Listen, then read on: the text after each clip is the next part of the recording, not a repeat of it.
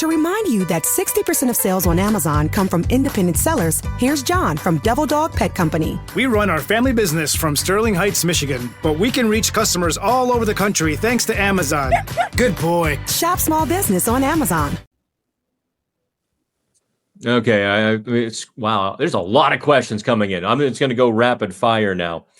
Let's see here. 33:30. We're going rapid fire on the questions.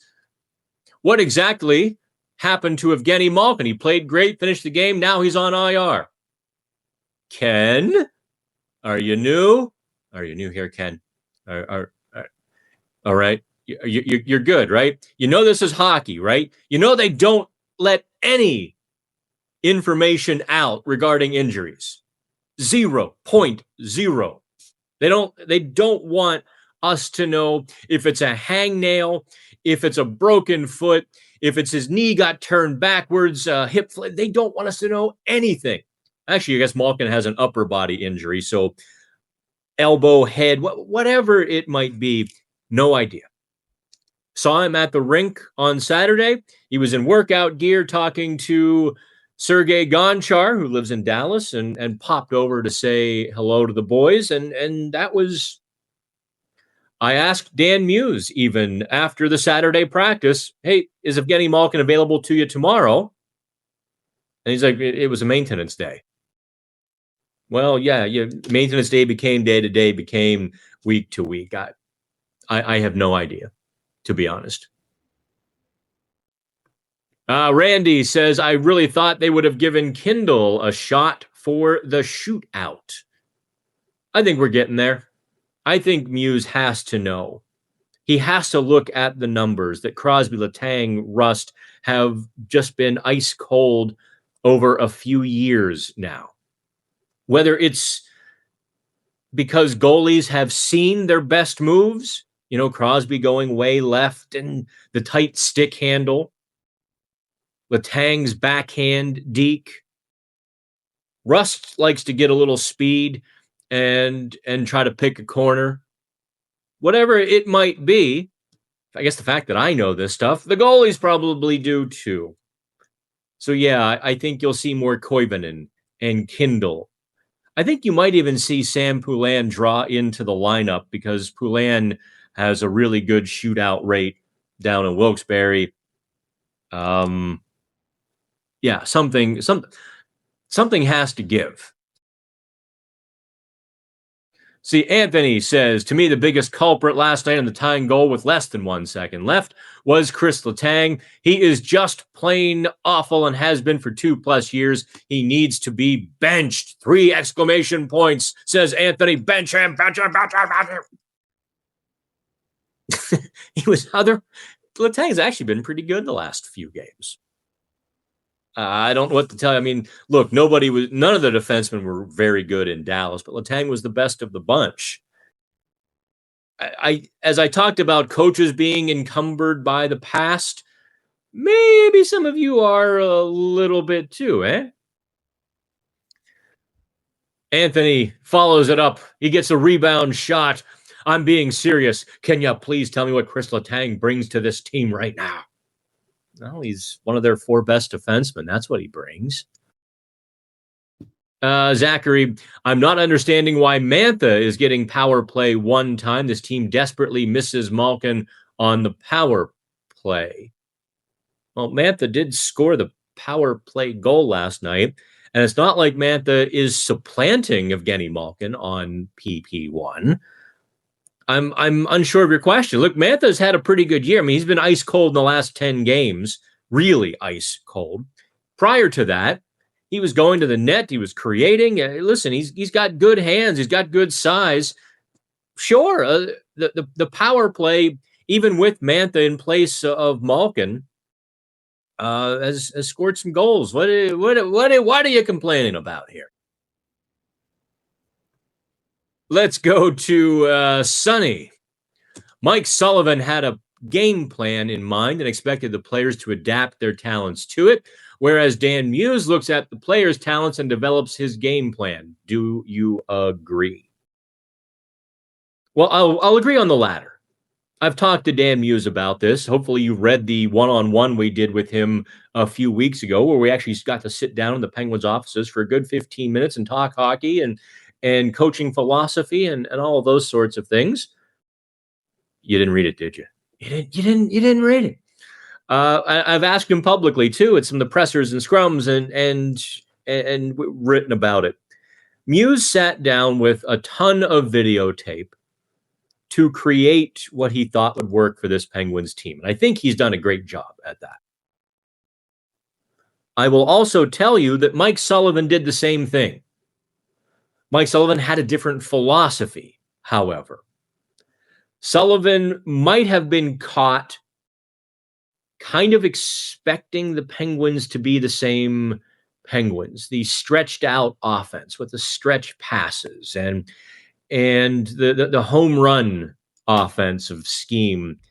And for whatever reason, and Sullivan is not the kind of guy I could have asked the question of, because he would have just given me, one of those, I'm not talking about that, or I don't know what you're asking sort of replies. But there were a good 6-8 weeks last season, that November-December run, in which the Penguins were essentially in a 1-3-1, creating a ton of neutral zone traffic, counterattacking, and they were stacking wins like nobody's business. That was when they got back in the playoff race. Remember, were they not in a playoff spot in late December coming out of the break? Yet they didn't stick to it. They went back to, in my opinion, an overly aggressive forecheck for which the team used to be suited, but was no longer. Visuals pop in my head of like Sidney Crosby or Brian Rust getting in on the forecheck just a heartbeat too late and watching the play go the other way, not necessarily with numbers, but with speed. And the Penguins were better when they set up the layers through the neutral zone and took away the other team's speed and ground and pounded away in the corners. So I'm not going to say Mike Sullivan had a game plan to try to adapt the players to, but I will say that I certainly think in the last couple of years, especially, his philosophy and what he thought the team could do were a bit incongruent. Make sense? We're going to get on the Letang wagon here today, aren't we? I love Letang, but way too many costly mistakes year after year. Something needs to change there.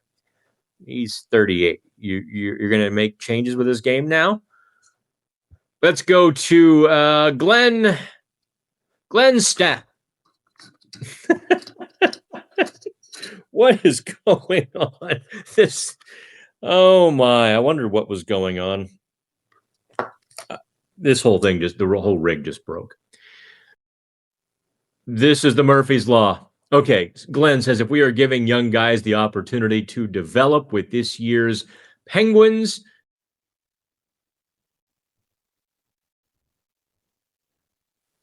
what? And their answer, okay, they are answering the call. I would like to see them also being given a chance in these game-winning situations. Well, are you talking about the shootout? You want to see young players in the shootout? Are you talking about the final shifts of the game? Do you want to see Ben Kindle's line out there? Because they have been. They were out there against Dallas in the final few minutes. Glenn, I think you're getting what you want, actually. Oh, Glenn then follows it up, especially in the shootout. Oh, okay. Yeah, I think that's coming. I mean, come on. You're a coach. You look down the bench and you see Sidney Crosby, Chris Letang. Your first inclination, your natural instinct is going to be to put them in the shootout and assume that they're going to score. Okay, they didn't score the last few. They're going to score on this one. They're going to score. It has to feel like you're betting with the odds in your favor. And it just, to this point, it has not. And I'm looking, I don't know how this thing broke. All right, Log says, why do we keep sending Boko back down? I feel he brings something we need to this team, but also I could be completely wrong. So take statistics out of it, Log. And I know why you like Boko. It's the same reason they like Boko. It's the same reason we all like Boko and Mama. The same reason that we all voted him the Penguins Masterton nominee last season. And he brings a tough element. But what you have to sort of look at the bigger picture here, all those little other things in the game. Penalty killing. I mean, just look, the fourth line has now scored goals in consecutive games since Nola Chari returned. As Boko has improved his game significantly, and there very well could be a place for him as the 13th forward. But let's not elevate him beyond his station here and say that he's better than Nola Chari or Connor Dewar or Ville Koivunen or Rutger McGroarty, where you play in the bottom six. So I get what you're saying. Just kind of keep it in the right perspective there. Let's go to Randy. Thoughts on moving up Kindle to the second line center? Maybe call up Bros to take third line center. I don't know what they have against Bros. The second line with Kevin Hayes in the middle has not been as good, has it? Not been as good as the third line. That's for sure. So I quite don't know what to say about that. It makes sense to me. I've advocated it before. If they were to trade Raquel, before I realized Tommy Novak might be able to play on the top line, I definitely advocated for Kindle at 2 and Bros at 3. There's merit to it. I don't know how all the puzzle pieces would fit, but there's merit to the general idea. Let's go to Moose. If this team could put more pucks in the net down the lineup, we wouldn't be talking about collapses. 1 to 2 goals is not a winning game plan. Well, that's true. If we scored more goals, we'd win more games. Yeah, I mean, look, the third line. I tweeted this last night, and I mean it. The third line is as snake-bitten as I've ever seen 3 players. They are facing Dominik Hasek on every single shift. They are facing Patrick Waugh, Andrei Vasilevsky. I can't tell you how many times Ville Koivunen in the last handful of games has made a very good shot on net, only to see a great save against him. There's probably 3, 4, if not a handful of times in the last few games, Koivunen should have scored and did everything you would ask. Good shot, good location, both on the ice and good location of the shot, and didn't get anything. Rutger McGroarty has been pounding away at the puck in the crease. And there seems to be a plexiglass barrier that's like, no goal. I can't explain what I'm seeing with the third line. So many chances, doing the right things, making good shots, and they're not getting goals. It's crazy. They're going to get a bunch in a hurry as the hockey gods make good here. It's building. They're building credit with the hockey gods. But I don't think you can expect Anthony Mantha, Kevin Hayes, Justin Brazeau to be a true second line. That's a stopgap if there ever was a stopgap line. So there's just not much you can do about that unless you do some wholesale changes like the Kindle and the Bros and all of that sort of stuff. Zachary says, is it time to give Blomqvist a try at backup goalie? Shilovs is still guessing and is not calm in his crease. Sprawling out on that last goal made no sense. In communities across the country, hourly Amazon employees earn an average of over $23 an hour, with opportunities to grow their career and their paycheck. Learn more at aboutamazon.com.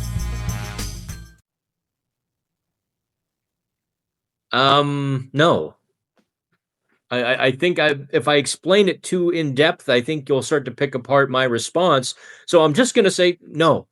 Sheloff's allowed 2 goals last night and had a third swatted into his net by his own defenseman. What else do you want me to say? I mean, look, Sheloff's has some flaws. This near refusal to cover pucks around the net is kind of odd to me. In fact, it's very odd to me. But he's stopping the biscuit. Like, he stopped it last night. He really reversed a terrible 6-game trend. Ozymandias joins us here. I've been more impressed with Karlsson than at any time during his tenure. That said, after last night, I think if the offer comes and he would waive his no movement clause, I'd deal him. Wouldn't deal Jari at all. Let me kind of say something to you here, Ozzy, about that. Think about this now. I want you to go back to the summer. All of the rumored teams who were interested or might be able to deal for Erik Karlsson, might have an interest. They are all below the Penguins in the standings. So if you're Erik Karlsson and winning is a priority, you're looking like, hey, we kind of have the potential for something special here in Pittsburgh. I like the city. I like playing with Sidney Crosby and Evgeny Malkin. I like this new coach. All of those things are true, by the way. I sort of like my situation. Why would you accept a trade to a team that is fighting to make the playoffs, is out of the playoffs? Like, why would you accept that trade to Detroit? Or I suppose Ottawa is indeed ahead of the Penguins, but the Penguins are right there with them. So, yeah, I don't see an Erik Karlsson trade this season unless the Penguins were to implode and fall out. Let's get to somebody new here. More hockey cards, please.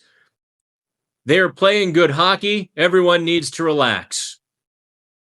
There is something to be said for that as well. Log comes back. I don't think they are fizzling out. I just think there is a lack of connection at times with the team. Yeah, the injuries have been a bit more devastating to the Penguins because they are not necessarily a deep team. They're still built on Crosby and Malkin. And so when you take one of those guys out, and we talked about this early in the season, you weren't going to see Justin Brazeau score 40 goals. Probably not even 30. A good season for him would be to get to 20. And he's just getting back. You know, he's getting his legs, he's getting his rhythm and his timing and all of that. He's played a couple of games. It's just, you're right. There is a bit of a disconnection here. When does Raquel return? As we talked about a little bit earlier, Kyle Dubas said last week, 3 to 4 weeks. Although he was a full go yesterday. Ozzy comes back. They're playing well. Anyone who is hung up on this being a lottery team isn't paying attention. Also, McKenna isn't going to be an instant impact at the NHL level like some believed. I don't know. I think McKenna is probably more Connor Bedard than Macklin Celebrini. That's not exactly a bad thing. Dick says, I don't understand bringing up Heinen over Bros. I would agree.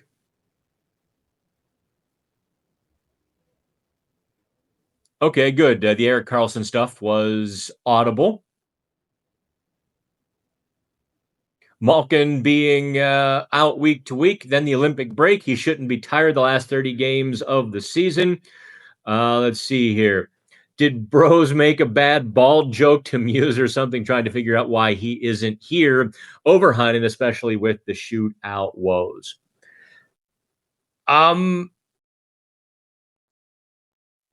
This is me. This is my spidey sense, okay? Take this for what you will. My spidey sense was tingling yesterday after the morning skate when Dan Muse sort of talked about why Danton Heinen and Sam Plan were the right choices to bring up. And he kind of got into the fact that we have options. Like, oh, interesting. Like, there are other players we could bring up.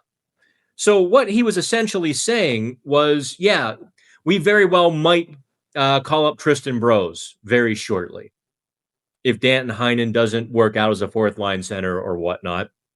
By the way, Danton Heinen kind of did work out as the fourth line center last night. That fourth line goal, that was sort of Noel Acciari's doing. Nevertheless, the fourth line had the puck in the offensive zone. So was Heinen bad? No. Certainly, though, with the shootout, I think you would want Tristan Brose. And it's not out of the realm of possibility because the Muse opened the door already. Put Carlson in the shootout, says Naz. Robert, here's somebody new. When you look at the points percentage for the Pens, they have the third best point percentage so far this season, behind only Washington and Carolina in the Eastern Conference. I think that might have changed after last night, Robert, but that was definitely true a day or so ago. They just have to, honest to goodness, have to figure out this overtime thing. Whether it's playing Noel Acciari and Blake Lizotte, whether it's sending all, two of the three guys to tackle the goalie and hold him down while Sidney Crosby shoots into the empty net and hope they don't call a penalty. I don't know the answer to it. I would love to be able to give you some smart hockey analysis from myself or insights from other hockey people. The reality is, for whatever reason, and no one really can understand it or put their finger on it. Obviously, if they could, they would. It's just not working for the Penguins. Letang, playing 38 years old, playing top 4 minutes, still the second best defenseman on the team, is not a good thing. I'm going to take his age off of it. Look, defensemen are hard to come by in this league. Good defensemen. This is why you don't see good defensemen traded. Tell me the last time you saw a really good defenseman traded. Several years ago when Vegas started cleaning up, Noah Hannafin and Shea Theodore. That's the only defense trades I can think of. Dougie Hamilton has changed hands a couple of times, but he's a little bit of a polarizing guy. The Islanders traded Noah Dobson in part because they were getting Matthew Schaefer, and Noah Dobson had one great year. The Islanders cashed in on that. You don't see defensemen moving very often. Nass says, isn't Novak the third line center? Well, second now. No. Novak is playing on the wing with Sidney Crosby. Nass, come on, man, keep up with me. Moose, some of Sheloff's interview answers about his rebounds and shootout performance suggest that he's in denial about some of his flaws. Is this a good characteristic for a goalie, or is this a red flag? Well, I haven't written anything about that. And I will tell you, being there firsthand, I thought that Shelov's answers about rebound control were entirely misinterpreted. I don't think it was discussed in the manner in which he meant it. How's that? So I'm going to take that one off the board. And look, he did stop 1 of 2 last night. If his team gives him 1 goal, he's got a chance to stop a second one.